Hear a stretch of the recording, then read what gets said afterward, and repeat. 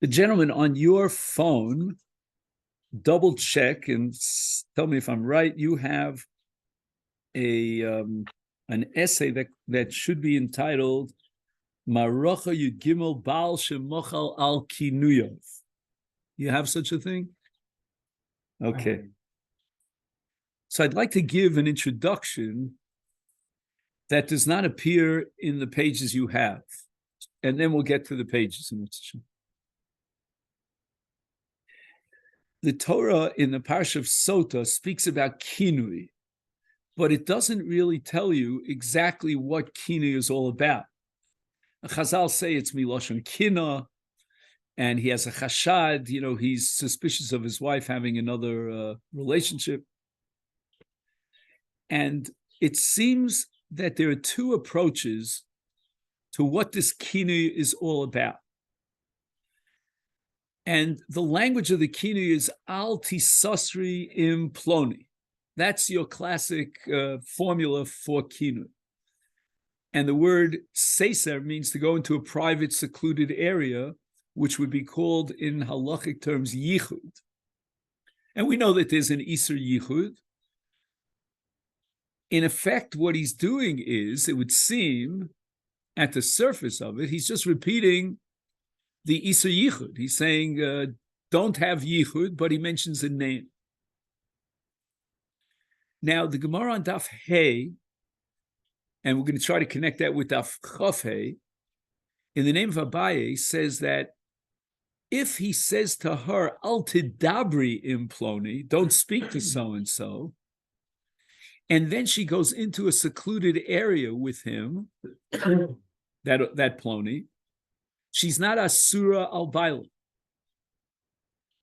And the reason for that is that kinui has to be in the language of al tisasri, miloshen seser, but not al tidabri. Now, before I go on, I just want to mention that in my mind, and again, you're free to disagree with me, I'm very bothered by this, because if he's saying, I don't want you to speak to so-and-so, how much more so is he objecting to her going into a secluded place and having yichud with so-and-so? And I would think that if kinui is to be defined as his expression of chashad, of suspecting her, then this kal v'chomer would certainly lead me to the conclusion that if she went ahead and she secluded herself with so-and-so, that's a lot worse than just speaking to him. In other words, he went very far and very extreme in his suspicion of her, prohibiting her, in quotation marks, from speaking to so-and-so. She went ahead and a lot worse than that.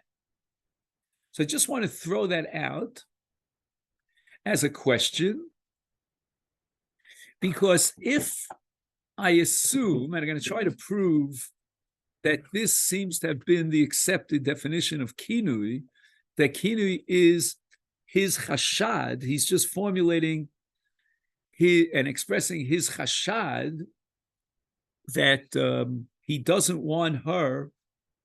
How are you, gentlemen? How you doing? So on the one hand, I'm happy to see you. On the other hand, today is not such a happy day. It's a very emotional kind of day. And, I think about all the people that including my wife's first cousin, so many people that we know, that besides the latest tragedies, which are just overwhelming. So I actually heard the siren last night and I broke out crying. Such a crybaby. Anyway, but I'm happy to see you. And Pekudi Hashem Yisharim V'Samchei Lev, and learning Torah is always b'simcha. So by way of introduction, kinui is an entity in halacha which really confuses me personally, because I don't know how to define kinui. I thought that kinui means that the Baal is expressing his chashad. And I'm going to try to prove that definition. But I would think that her stira, when she enters into a secluded area, should certainly be a violation of his expression of chashad, in the case of Abai on Daf Hey of Al Tidabri and Ploni. And yet, Abai says in such a case, the kinui doesn't register, and she's not Asur al Baila, even after she goes into a secluded place, despite Berzon's Kal V'chomer that I mentioned just before. All right, I don't want to go over that right now. Now, another issue in kinui is raised by the Minchas Chinuch. The Minchas Chinuch wants to know if a man would say to his wife, I don't want you to go into a secluded area with anyone, the entire world, would that qualify as kinui? And the Minchas Chinuch says, absolutely yes.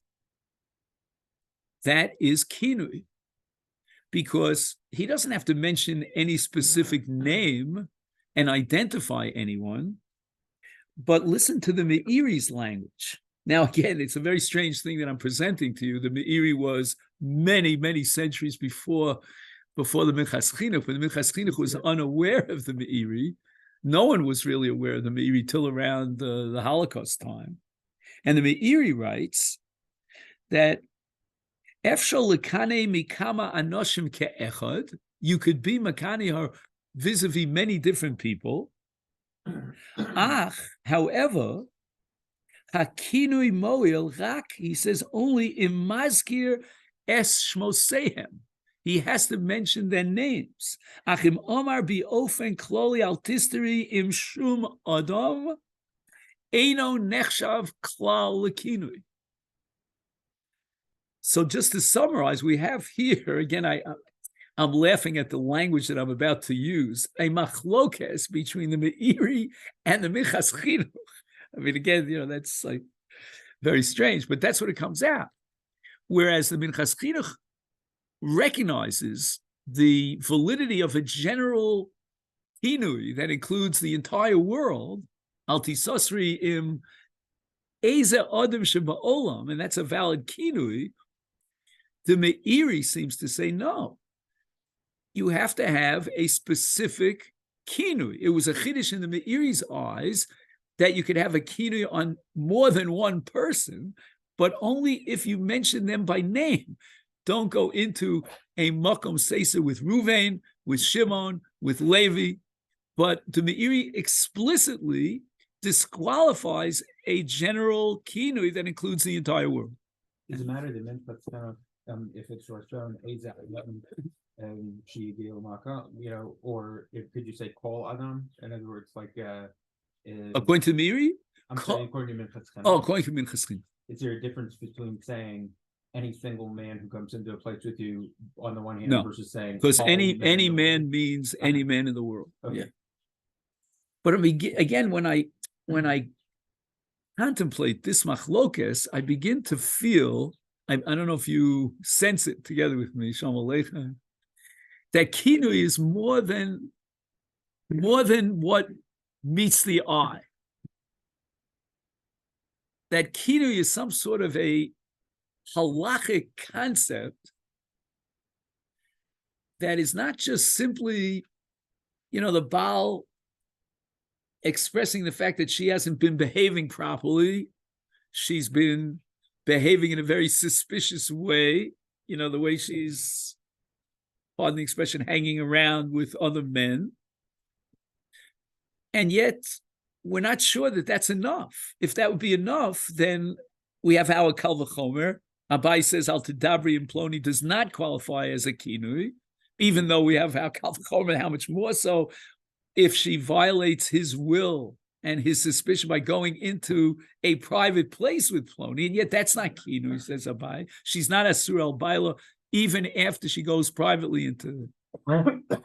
And then we have the Shita, the Meiri. The Meiri is saying that kinui has to fit a very specific mold, in which case you have to have a specified kinui. And if you want to go beyond one person, you have to mention the names of the other people. So are you beginning to sense the way I'm beginning to sense? I'm trying to get you on board to identify, lehizdahot, that there's more to kinui than meets the eye. There are like regulations that govern kinui. Now, 250 years ago or so, the Talmidim of Reb Chaim Volozhin wrote tshuvas that are called Chut HaMeshulash. I want to read to you the language of the Chut HaMeshulash. This is all an introduction before we get to what I sent you on the, again, Howie Mizell, you all know Howie, so he's the one who puts it out there for me. And he's now in the Beis HaKfaros because his wife's brother was killed in a terrorist attack some 20 years ago. So they're out there on Yom HaZikaron. So he's not here today. But in a quote here, which is not in our particular context for today, but I think it could be relevant, I wanted to quote to you the language of the Chut HaMeshulash. And he says the following.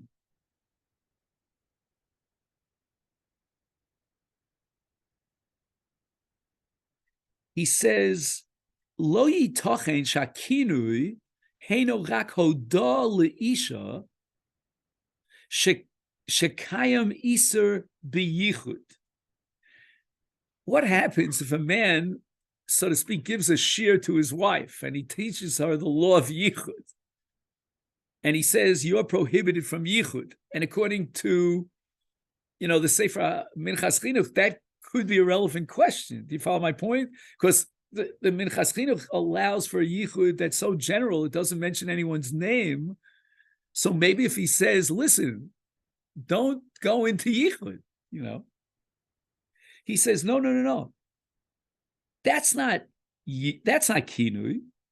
He says kinui, or he says, for example, what happens if his wife is a chavera, which means she's a scholar in her own right, so she knows the laws of yichud.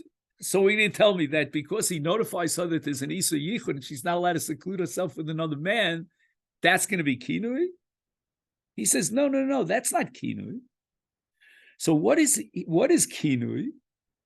He says the following: Shumare shu choshed ba. Okay, so here's a key word here that I want to emphasize: chashad.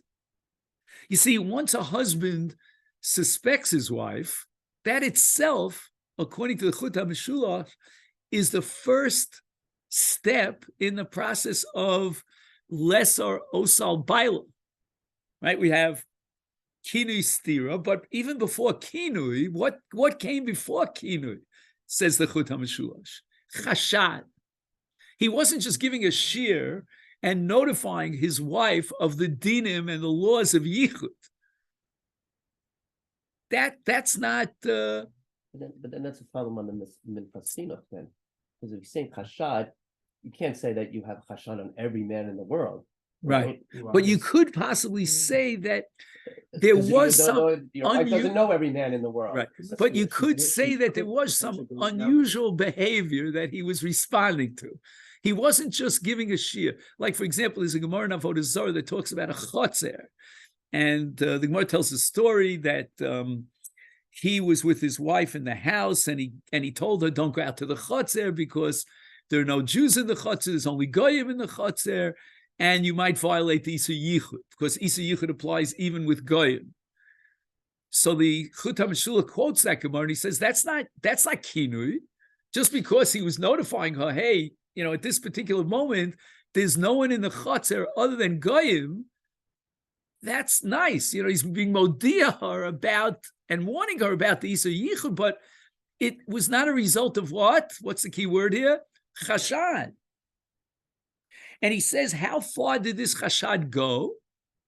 How much was he motivated by this chashad, the husband? Ad shemasra ba, which means he gives her kinui. But listen to the next two words, bifnei edim. Could you imagine? The man went out of his way to make sure that there were two witnesses there when, by expressing his suspicion, he made a statement of kinui, of hasra, and he warned her. Shaloli he saser imo. Next, vehi lo chashasha vinistera. She doesn't pay any attention. She, pfeifed her on it, we say. Go blow, go fly, go blow a whistle. So she violates his expression of chashad and his warning and goes into yichud. Says the Chut HaMeshulash, Zoe Hochacha. So we have three elements here.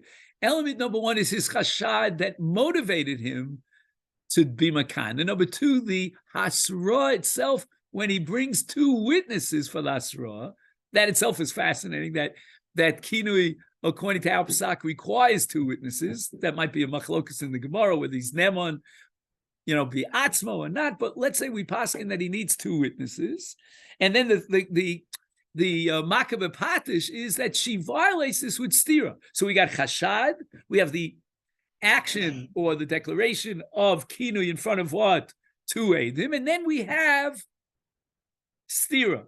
When you put this all together, says the Chut HaMeshulach Zoe Hochacha Shachashad Haya Amiti, that it was really a well-paid, he had what to be suspicious of. V'nitma'a b'stira. What does that sound like to you, Rabosai? You have to have A, B, and C, and that substantiates the believability, the credibility of his chashad. What does that sound like? Raglayim lidavar. You remember that phrase, Raglayim lidavar? This is a Gemara in Masechet Ksubas on Daf Tes, and the Gemara says that after Kini V'stira, there's Raglayim lidavar. Now, how far are you going to go with Raglayim lidavar? For example, what if there's Raglayim lidavar without Kini and Stira? Well, let's say, for example, two Eidim see something very, very indicative of having a relationship with another man. Is that also going to substitute for Kini and Stira? Or is there a separate halacha of Kini and Stira? So just to summarize, and now we're ready for, if you can open up, I don't know if anyone printed it out, Maracha Yud Gimel Baal Shem Machal Al Kinuyav. What we're saying so far is that Kinui is more than meets the eye. There may be definitions of what constitutes Kinui. You could possibly have the Baal saying two different things, and they're identical, and yet one is Kinui and one is not. Let's say, for example, according to the Minchas Chinuch, he could have been lecturing her about Yichud, and he said to her, don't go into a private place with any man on the face of the earth, and that's not Kinui according to the Chut HaMeshulash. And then you could have another scenario where he's choshed her, and because of the chashad, he says, don't go into a yichud. And again, according to Minchas Chinuch, even if he includes the whole world in that kinui, whereas according to the Meiri, he's got to specify Ploni Almoni by name. Okay. Now, today's sugya, I don't mean today's Daf Yomi, but the sugya that we want to cover today is on Daf Chaf He. Iboilahu.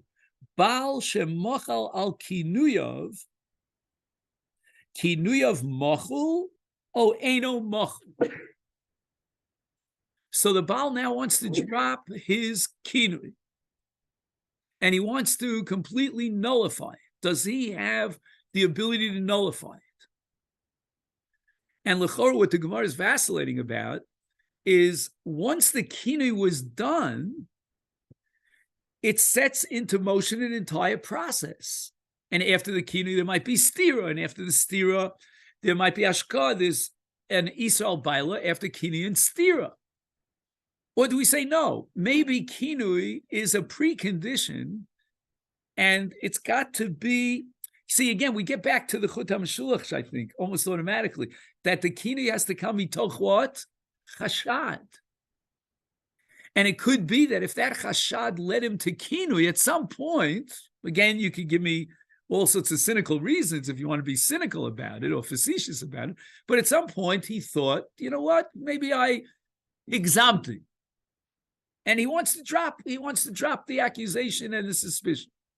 So then, is kinui effective only if it's an ongoing kinui and it has to reach until the point of stira? Or do we say no? Once the kinui was registered, that's it. It has a life of its own. It generates a chalos kinui. Again, whatever definition you'll take. Now, if we go back to the Meiri wants to go beyond the Isur Yichud, meaning the kinui has to express something that goes beyond Yichud. According to Minchas Chinuch, basically, he's repeating Yichud. He's saying to her, Al tisasri im shumana. That's the Isur Yichud. He didn't discover America, to use that proverb. Ella, what? We're going to add the condition of the Chut HaMeshulash. That's got to be mitoch hashad. But again, mitoch hashad, he basically reiterates and reformulates in his own language the Isur Yichud. That's not the Meiri. The Meiri wants something that perhaps creates an Isur that's not Isur Yichud. It's a brand new Isur. So again, we might suggest, I want you to think about this, that the machlokes between the Minchas Chinuch and the Meiri, again, as strange as that sounds, revolves around the issue of kinui. What is kinui? Is kinui just a reiterating the Isur Yichud that exists, and therefore could encompass the entire world? Or no, the kinui has to go beyond that. He has to sort of create an Isur. The Torah is telling us that he has the power to create a new Isur, but that has to add something that wasn't there before, and that's the shemos that have to be specified and enunciated according to the Meiri to generate a valid kinui. So the Meiri's perspective is that kinui is creating something brand new. It's a new Isur that goes above and beyond Yichud. And the proof of the pudding is because the Gemara says at the end of Kiddushin, Ein osrin ala Yichud. If a woman who's married goes into a secluded area with a man, the marriage continues. We're not going to suspect that she had a relationship with him, even though she violates the Isur Yichud.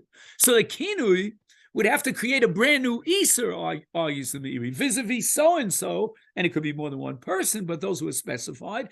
And when she violates that new Isur that's above and beyond Yichud, what is the import of that new Isur Yichud? It's its halachic power. It creates an Isur al-Baila. So again, violating an Isur Yichud per se ain't osrin ala Yichud. But if you violate a new Isur Yichud, if you want to call it that way, I don't know how far I should go, but kinui somehow creates a new Isur vis-a-vis Ploni, that violation generates an Isur al-Baila. And then it becomes osrin ala stira, even though it ain't osrin ala Yichud, but osrin ala stira. Well, wait a second. If you're telling me, let's take the Meiri's perspective, that through kinui he's creating a brand new Isur, then to what extent does that Isur depend upon the Baal? Is it just, the Baal through Chashad creates this brand new Isur through kinui, and the Isur now has, as we said before, a life of its own? Or should we say no, that the Isur Yichud is the new Isur kinui that he has created is constantly, like you pump up, you go to a, now they have the other types of the electric, but, the old-fashioned cars that you have to keep pumping in the fuel. And there's like an ongoing process of pumping in his kpeda. Because again, the entire essence of kinui to create this new Isur based on the Chut HaMeshulash is the chshad. If at some point he drops, again, you might say the Gemara is vacillating. Well, is he really, really dropping the chashad? Maybe he, okay, honey bunny, let's forget bygones, let bygones, that could be the cynicism of his mechila on the chashad of that generated kinui. If you want to be cynical about it, that might be the tzad in the Gemara that would. Or do we say no? Maybe the Gemara is not vacillating here about, do we take him seriously or do we not take him seriously? Is he being honest and straightforward? No. He's absolutely honest. He has resumed his relationship with his wife in such a way that he's absolutely convinced. I mean, she's telling him that chas v'shalom, I didn't do anything, and he believes her. So there's no longer kpeda de Baal. Well, if kinui is a an expression of kpeda the Baal. B, it's got to be a solid kpeda the Baal that should take us all the way through till stira. Well, if at that point he says, I no longer have that suspicion, I dropped the case against you, then maybe at that point the kinui just simply dies, it's batal u'mavutal, and therefore the stira would not generate an Isra al-Baal. I'm getting a little whiff of Hafla and Hatara here. That like the Amira of the Chashad creates an Isser that we're saying maybe he could take back. Right. But again, keep in mind, Reminiscence. Yoni, that what I'm trying to argue here, again, and you can just throw me out of the classroom here, that's up to you, is that there's so many halachic, shall I say, restrictions in the definition of what qualifies as kinui and what doesn't, whether it's well, can he have a general kinui? Can he have a specific? Or did he say altisteri? Or did he say altidabri? Right? And in many cases, we're going to shoot down the kinui. It does really sound like the kinui has some inherent, again, it has to be motivated by chashad. And that's why the Gemara thinks that if he drops the kpeda, maybe the kinui is not. So again, amongst the various conditions that the halacha requires that have to be fulfilled in order for the kinui to be valid, and the kinui is now generating a new iser, which is going to culminate in stira as an iser al-baila, and bisman hazeh, the Gemara tells us we have to be very careful about what we say to our wife because we don't have ashkah b'mei Sotah, and you could literally create just completely eradicate a marriage halachically because of a few words that came out of your mouth. But we see that kinui has halachic definitions. It's got to be based on chashad. It may have to be a specific, as we saw in the Meiri. And now the Gemara is saying that maybe it has to continue with a life force of kpeda that it still today is expressing kpeda. But if he's mochel and there's no longer kpeda, so I missed the first 2 minutes, but is this a fair reformulation, just to make sure I'm understanding correctly? Is kinui more of like a legal, formal? correct. That's what Yoni was saying. Or is it an informal shad? Right. I'm concerned. The Baal expressed it. If that concern continues to the end, then we have a problem. But if at any point the Baal says, "No, what I was mistaken," so maybe he has more control. Right. I was thinking of like Excellent. You have Maisa and Das. Maisa is much more formal, legal than Maisa, and Das is much more fluid. So perhaps, and it could be that the Gemara is insisting in one side of this suffix that it's a formal legal power. And therefore, we saw so many restrictions and limitations. Al tisasri and ploni, not al tidabri. Shnei edim, excellent shnei edim. It's got to be formulated in a certain way, says the Meiri and the Gemara and Daf Hey, that al tidabri is not enough. All this stuff indicates that there's something inherent in the kinui. He achieves the kinui. Enochinami, it was an expression of kpeda and chashad. Otherwise, if he's just teaching of the law, that doesn't create a new isur. But once he's registered that kinui and legally it creates that new isur, then he's out of here. Send him to the bleachers. Or no, the kinui is a constant reminder that he is expressing his kpeda. And if it's not constant and it doesn't culminate in creating an isur, because at some point he rescinds that kpeda, then maybe the kinui is completely gone, and it's not chal. But the truth is that no matter which way you go, and whatever your definition is, kinui has to fulfill certain halachic requirements. It's not just that the man wakes up one morning and he says, I suspect, and I this, don't talk to anybody, don't talk to this one, don't go into yichud with this one, and that one. It's got to be something halachic, and perhaps it lends itself even to mechila. That's the Gemara's suffix. Yeah, Josh. Does the Baal have to have any basis behind his? Again, if the chut hamshush is correct, the Gemara is going to say, by the way, that in a case of a Sotah or a cheresh and so forth, that his kinui is not valid. Could be that if she's guilty of certain promiscuous behavior, that Bezdin. Did you remember that Gemara? I think it's even in today's daf. I don't know if you did what's today's daf? Chav Zayin? in today's daf, I think you'll find it there that Bezdin will step up to the plate and offer a kinui on behalf of the Baal. I mean, that's also very fascinating because that seems to indicate that there's a halacha kinui that will be chal based on her suspicious activities or behavior patterns, despite the fact that the Baal is not there. And by the way, the final maskana is that there could be even hashkas hasotah based on the Bezdin's kinui.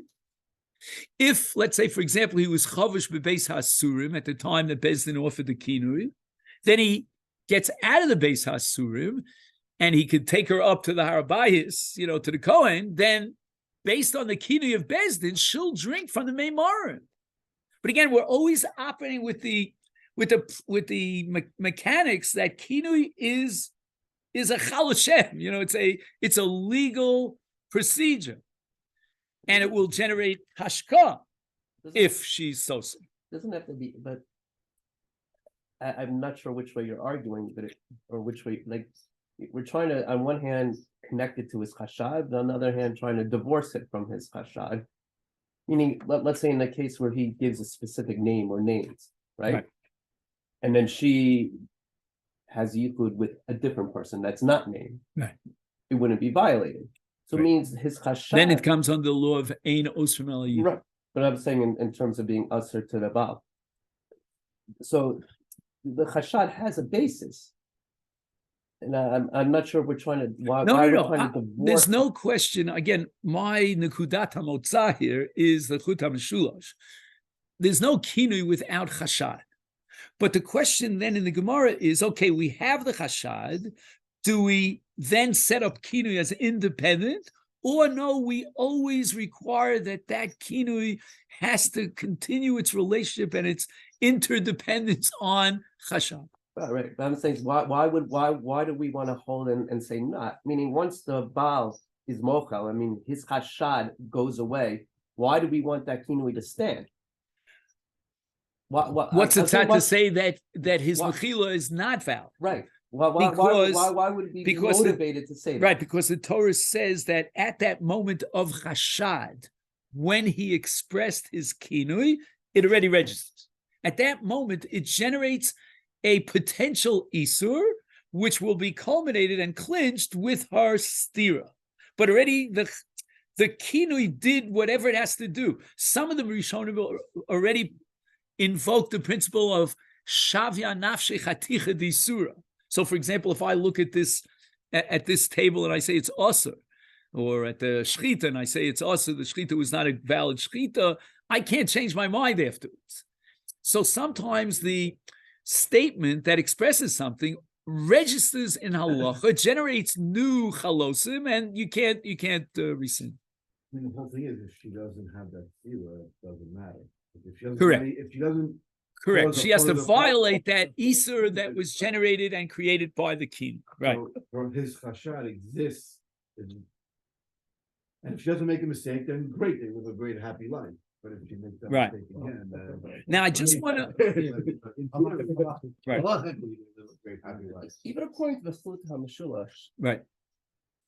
If you specify a specific person, do you need chashad? Meaning, I know that my wife has never met this guy, but every time it's on TV, she reacts a certain way. So I say, well, you never know. The circumstance comes up. Sometimes, TV stars show up in your life in the flesh. I don't know if you ever heard of a movie called Yomi's life. What's it called? One flew over the cuckoo's nest. How does it go?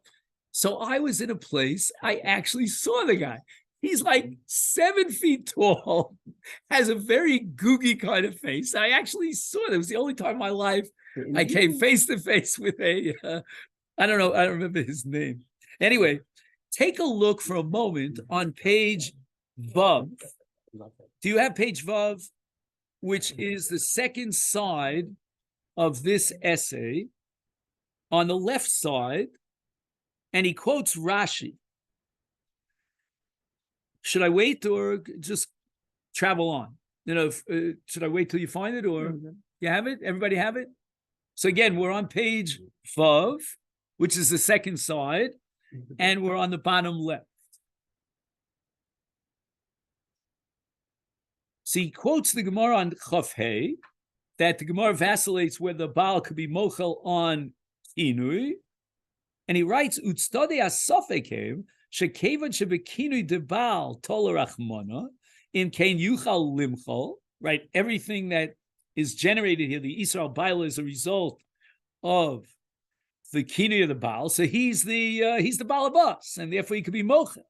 Oh, kevan shekina la meikara shuveni yachol limchol.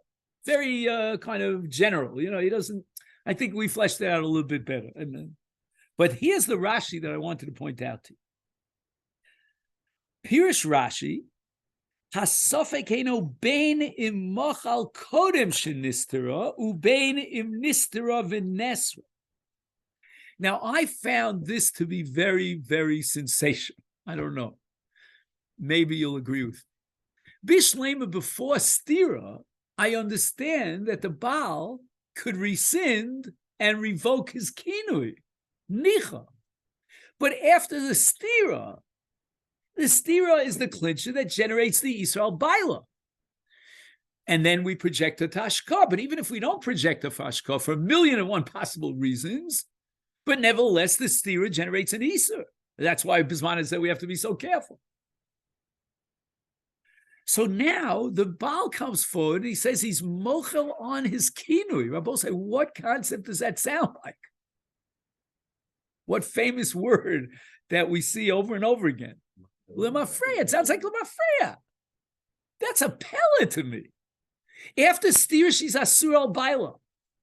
The Gemara has a suffix that if he has a relationship with his wife after stira, it could be that the waters, if she drinks them, will blow him up, not just her, which is a pell of a havamin in the Gemara. Because the Mishnah at the beginning of the next parak says, Oso, Bodkim Oso, and nobody knows who this Oso is, this undefined Oso, till the Gemara says it's the Boel. But in the Havmin, the Gemara thought it was the Baal. Why? Because he had a relationship with her after stira. And then the Gemara rejects it because if he had a relationship with her after stira, then the Mayim can't even be boding. But whatever it is, the Gemara had such a havamin. So the Isur was concretized, if I could use that word, with stira. And now he comes along and he says, Ich bin Meichel. It's a pell of a Rashi. If it was some Achron, he says, V'tomu Achronim Rabin. It's not a Rashi, it's a Shita Mekubetes? No, it's an Amor in the Gemara. On the Gemara. The Gemara says even after stira? Ravina Ravacha, one of them says even after stira it's machul. Not the suffix, maskana. Right. So okay, I'll have to go through the Gemara. I'm sorry. I just want to show you the Tamu Achronim Rabin. Echi Tochen Shali Achar Shenistera Ha'isha Yuchal Habal Limchola Ulahatira. Harei Ka'es Li Achar Shekina La Vinistera Yeshno Chashad She Nivala Li Acher Biosa Stira. And because of that chashad, the Torah says you have a suffix, and as a result of that suffix, she's asur al baila. And by the way, when we use the word suffix, it's a little bit misleading because it's really not a suffix. How do I know it's not a suffix? One could argue, well, she's asur al baila mitam suffix, like we have a general rule, universally suffix d'oraisa l'chumra. Maybe she had bia. And therefore, maybe she's asura, and therefore suffix l'chumra. No, it can't be that way. Why not? Because what din do we learn from Sotah? Suffix tu rishus hayachid tzveiko tameh. And tzveiko tameh means b'toras vadai, which means that if a man may or may not have come in contact with tum and rishus hayachid, and then he walks into the Beis Hamikdash, he's going to be chayiv kares for a Tamish and Nichnas L'Migdash. And all that is based on Sotah. So the Torah went so far as to say that after Stira, there's not only a suffix that she had Bia, but there's a Vadai that she had Bia. And maybe that takes us back to the concept that we mentioned earlier for a Glayim L'Dava. And now he's going to go ahead and be Matu that Isur. He's going to be Masalek, the entire Isur that was generated by Stira. Why? Because he was mochel. Now, to answer this question on Rashi, we're going to have two different approaches. And what we're going to try to do here is we're going to try to see in the writings of Reb Chaim Brisker and a contemporary Reb Chaim Ozer, the Achiezer, how they understood this concept of suffix, meaning as a result of stira, there's a suffix. Because there are two fundamentally different ways of understanding this. One way is to say there is no suffix.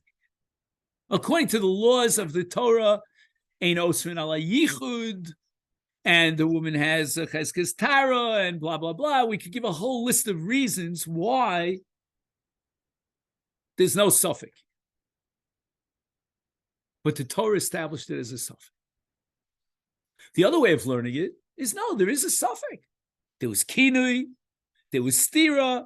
We'll add the chut hamishulash. There was a chashad. He went ahead and he took two edim, and he gave her a warning, and she violates the warning. Yeah. There's a real suffix over here.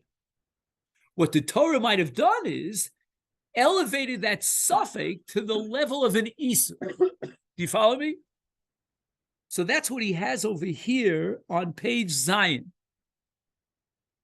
He says the following. Actually, it starts on the last two lines of our page Vav. He says, according to some Achronim, which we'll see here in Reb Chaim, etzem hasafek b'mitzius shema nivla ha'isha b'stira le'achar kinui notzar rak mikoach din haTorah. Which that means that if not for the Chiddush of the Torah, we don't even have a suffix. Period. The Torah, and that's if you want to just, I'll get back to the second approach in a minute, but if you want to fast forward to Hagrach, which is the second major paragraph on page Zion, the Grach writes, on the second line, ein suffix mitziuti. You want to underline those words. Ein suffix mitziuti.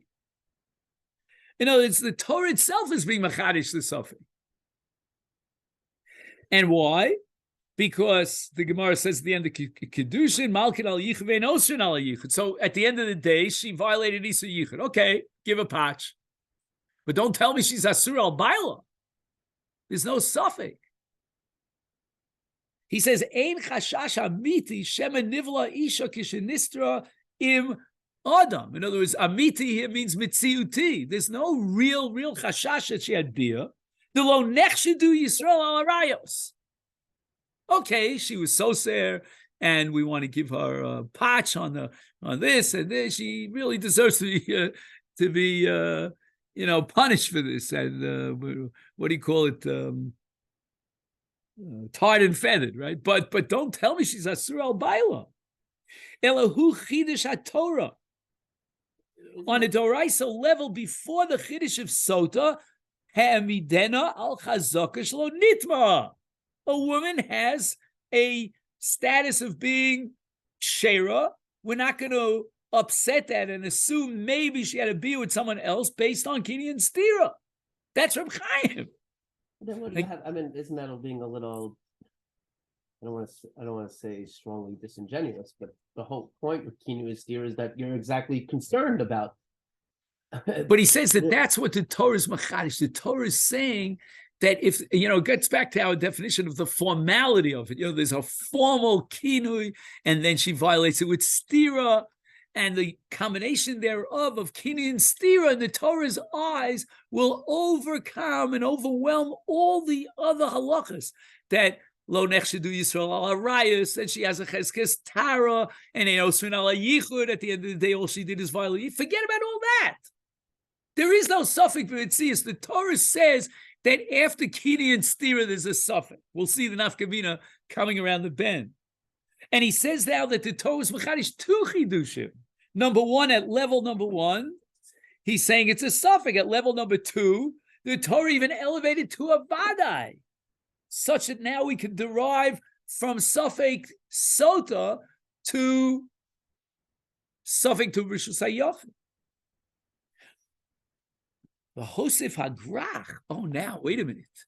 The Gon, Reb Chaim, is now going to shed a new light on Mechila. Why? Hamachila matira es hakinui v'rak mikanu lahava. In other words, we're not going to say, well, now that the husband says, I no longer suspect her as I once did, we're going to say that there was never a suspicion, and the whole thing was just a momentary anger. Some say that the word kinui comes from Lashon Kas. He got angry at her because of what she, the way she was behaving. And now we see that the kinui was bupkis. It was nothing. It was not serious. No, says Reb Chaim. We're not going to say that. We're going to say that within the framework of the Chiddush Torah, which is a twofold Chiddush, namely that there is a suffix as a result of kinui and stira, and number two, that suffix is going to be upgraded to the status of a vadai. All that is a result of the halachic legal definition of kinui. And he could be mater the kinui. The kinui is an oser. Again, this fits so well, I think, into our definition of the BiIyun, that it's not enough just to reiterate the Isur Yichud, you have to create a brand new Isur. And how do you do so? Through kinui. You created an Isur through kinui? Again, that Isur will only culminate with stira. Then you could actually be mevatel that Isur. You're the balabas. And he calls it matira es hakinu. You see, I would have said, if I was writing Reb Chaim, mafkia es hakinu. But no, he's using a much more powerful language, matira es hakinu. But it's only mikana lahava. We're not going to say, well, there was never a kapeda. There was a kapeda. But he could be matir that isur. And you know what? I was thinking that maybe, in the light of this Reb Chaim, we could explain Rashi that it's even after stira. Because if there's a Torah's matir, and the isur that the Torah was machadesh is based on a combination of A plus B, what's A and what's B? Kinui and stira, that if he could be matir half of that isur, it's like neder shehuta miksaso, huta kulo, the whole package falls apart. Maybe, I don't know. But there is such a Rashi. And Daniel says it's even in the Gemara. Mishum sheka'es li achar shemochal habal kinuyov kfar lo kayam kan chidush Torah. If the Baal created the Isur, right, a pesh also a pesh, he could be matir the Isur, and therefore the chidush Torah that there should be an Isur here for suffix and vade of kinui and stira is now removed. We removed the pillow from underneath the chazar I did she'ein afilu suffix tumah. There's not even a suffix tumah at all, because according to Reb Chaim, there never was a suffix tumah. The Torah was machadish that suffix tumah, but the Torah's chiddush was based on a condition that what? That there be stira. There'd be kinui and stira. Well, guess what? Who created the Isur kinui? It was the Baal who created the Isur kinui. She created the clincher with stira. I'm in a sense formulating it very extreme. I'm saying that, really the Isur was inherent in the kinui. That doesn't make any sense. But in any event, the kinui makes the stira into a stira. So the Isur of stira is a result of the Isur kinui. And who created the Isur kinui? He, the Baal, created the Isur kinui. So the Reb Chaim elevates this to a level of legal analysis, if you follow what I mean. There's no longer a discussion here about whether there is chashad and there's no chashad. Maybe there never was a chashad, and talk about lemafreya. No. Reb Chaim says throw that all out. There was never a suffix at all b'metzius. The Torah created the suffix, and if the Torah created the suffix, it was based on A and B, kinui and stira. If we could defeat and nullify that kinui, then the mela there's no isur. That's Reb Chaim. Now, Reb Chaim answers a beautiful kasha based on this chiddush, because the Gemara has a suffix on Daf Hey Amid Beis, on Amid Aleph, about suffix Sotah in the case of Shomeres Yavam. Now, if we're going to assume that the suffix of kinui and stira is mitziuti, then there's no bit of a difference between a regular ishus and the ishus of yibum. Why did the Gemara have a havamina that Sotah, meaning kinui and stira, would not generate an isur on the yavam? And the answer, says Reb Chaim, is because the whole business about this suffix is only a creation of the Torah, and maybe the Torah only created it when there was a full-fledged Ishus, but not in the case of Yib. And it makes it harder to understand the flip side, according to this. Like if you're saying that that the Baal could be mochel, then certainly somebody who never did the kinui in the first place shouldn't be down to it. The Yavam, I'm saying. No, I don't say the case of the Yavam gave her kinui, and then she violated that kinui with stew. Okay, that's the Yeah, the Yavam gave her kinui. Now, if you go back to the paragraph that I skipped, which is number Bays, he says that there is a suffix b'mitzius, and despite the fact that in Osran al Yichud here, the circumstantial evidence of kinui and then stira raises eyebrows, and therefore there is a real suffix. Gam lelo chidush haTorah, right? This is against Reb Chaim, but nevertheless, he says that Isur would never be before. So there is a suffix b'mitzius, but for halachic considerations, if not for the Chiddush Torah of Sotah, then we would shoot down that suffix, even though it is a suffix b'mitzius, but would not zelo yavoli de bitui ma'asi to prohibit her for various reasons, but there is a real suffix. And then he writes, "V'chidish haTorah b'parshas Sotah mira haTorah li osra." So the Torah went one step further, took a suffix, and even though that suffix in and of itself doesn't have the power, according to the rules of the halacha, to generate an Isa, the Torah is machadish no, that suffix is considered an Isa. So again, let's go over this. The approach of the second paragraph against Reb Chaim is to say that there is a suffix. Reb Chaim's chiddush is that there is no suffix at all. That all the halachic factors that play in here, we're not going to, even though she violated his kinui with a steer, that's not enough to create a suffix. She still is becheskas, shera, and ein choshish, and bros Yisrael lo nechshedu al arayis. And Reb Chaim seems to have the upper hand because of the Gemara that plays with the possibility, that toys with the idea in a Havamina that there is no din of Sotah in the case of Shomeres Yav. And now we have Reb Chaim Ozer. So you'll see a paragraph that says B'derech Zu. But we're going to start, I'm going to start a little bit with a forwards, and we're going to look at the paragraph that starts with the word V'yishe. You have that? Okay. So this is Reb Chaim. I'm sorry, this is the Reb Chaim Ozer, I meant to say. He wants to know the following. This is, Rabosa, sometimes Lumdus becomes very abstract. This, in my opinion, is about as abstract as you can get. So let's see if we can understand Reb Chaim Ozer. Reb Chaim Ozer says the following.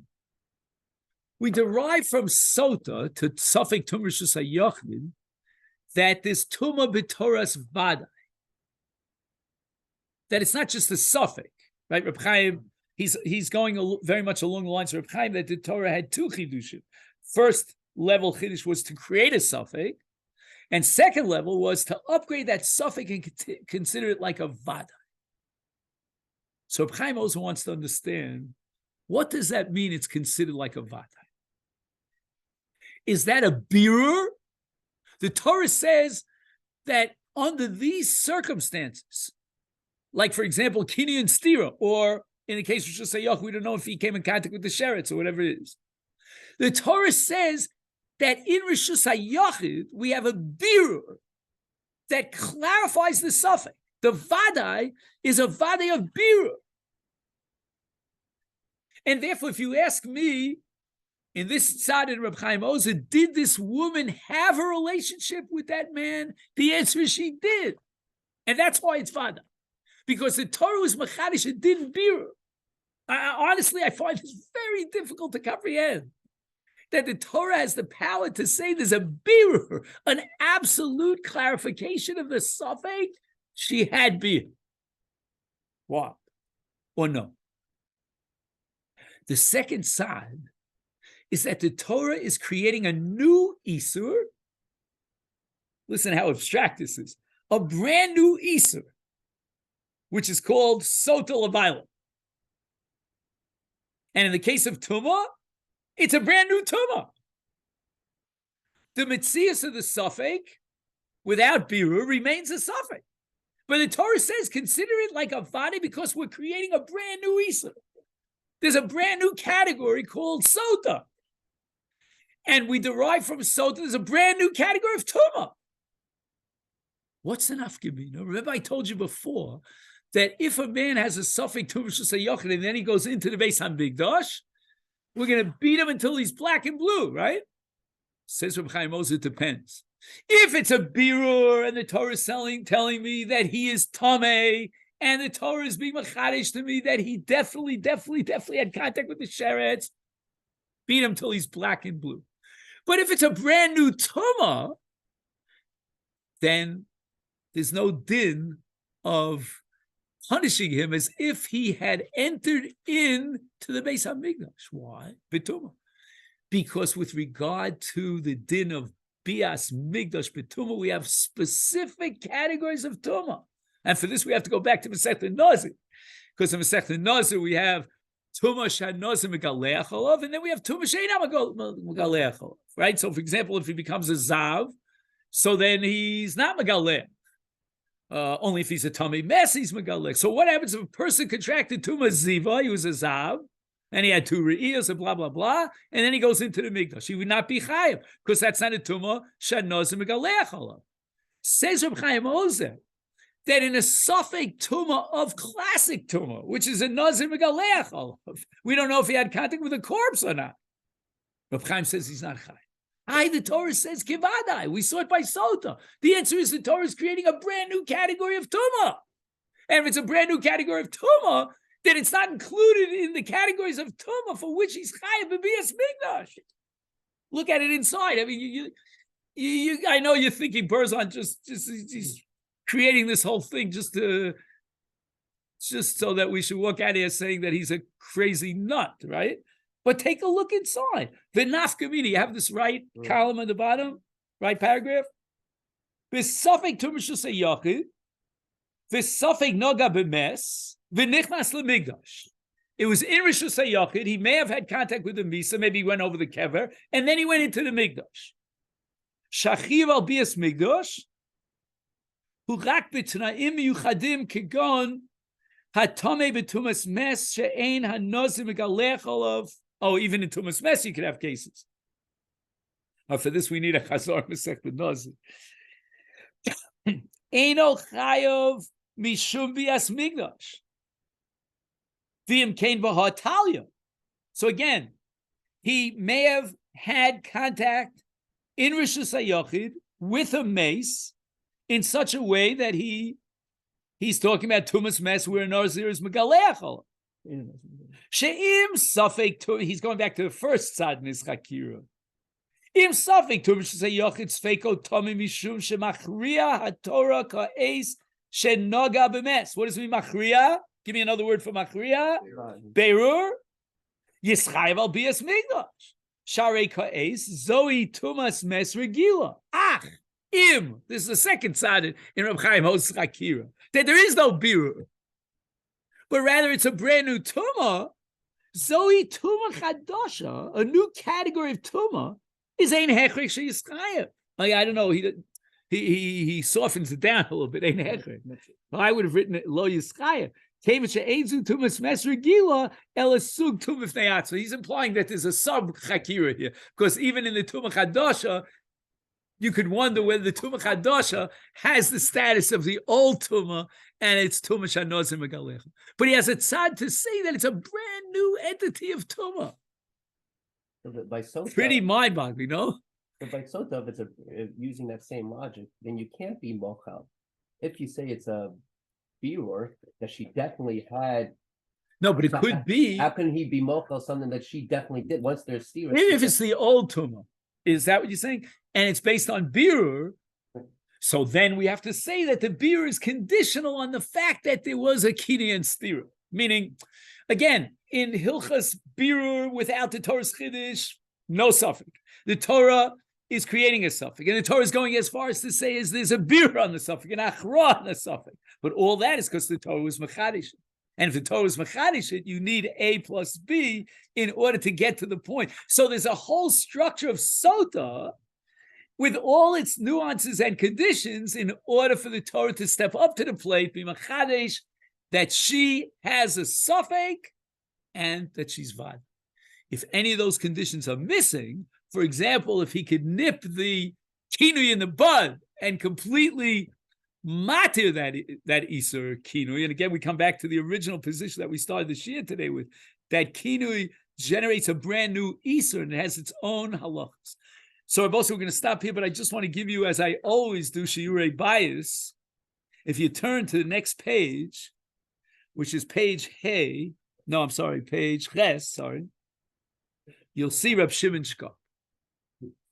Reb Shimon Shkop has a whole new approach to the sugi of Sotah and Kiri and Stira and Mechila, whether Mechila is operative or not. So that's your homework assignment. So let me take this opportunity to thank you for coming. You should have a meaningful Yom HaZikaron, a happy Yom HaAtzmaut.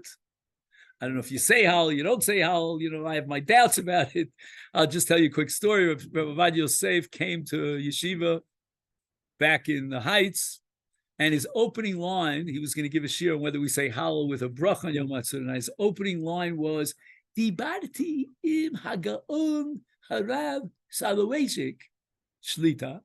The Rav was sitting there. It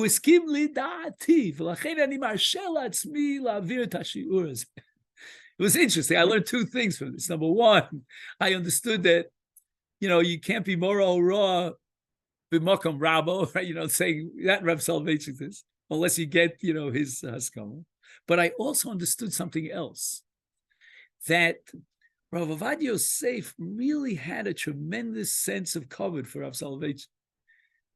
And he really felt that if Rav Soloveitchik agreed with him that we should not be saying Hallel with a bracha, then from his perspective, that was a Tana de Messiah.